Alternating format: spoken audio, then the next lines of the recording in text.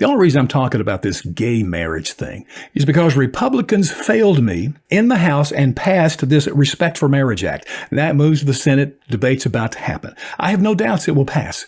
And I will have no party to represent me because the traditional family is the most important value in life for me. And the fact that we're going to water that down or maybe even destroy it, that's what the LGBT community would love to see, completely tear it down. It's just amazing to me. I have no one that I can vote for. And let me say this too about the gays. I've had many gay friends. One of the most effective employees I ever had was a gay man. Brilliant. We were so productive together and friends. And he knew I was a Christian. He knew I had a moral problem with gay sex, which is what the LGBT community is about.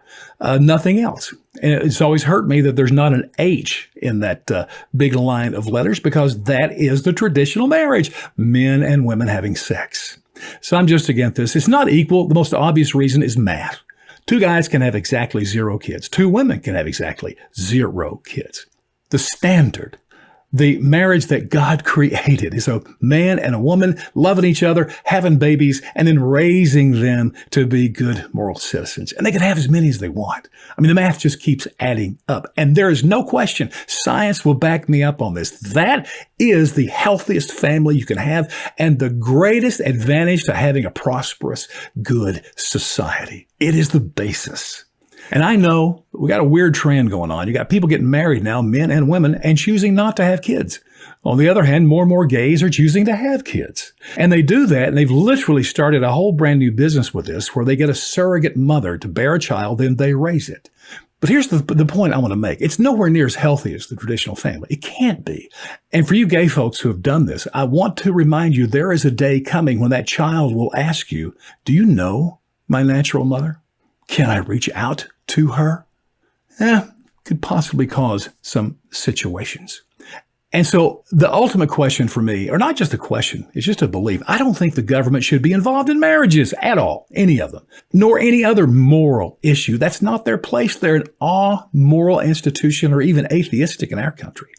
Remember the baker situation? So he would not bake a cake for the gay couple getting married. They sued. It went all the way to the Supreme Court. Now he won because, and obviously, I mean, we have free expression of our religious beliefs in this country. And we're also still capitalistic, which means if you can't get a cake there, go somewhere else. No problem. I can Google bakery right now. There's many near where I live.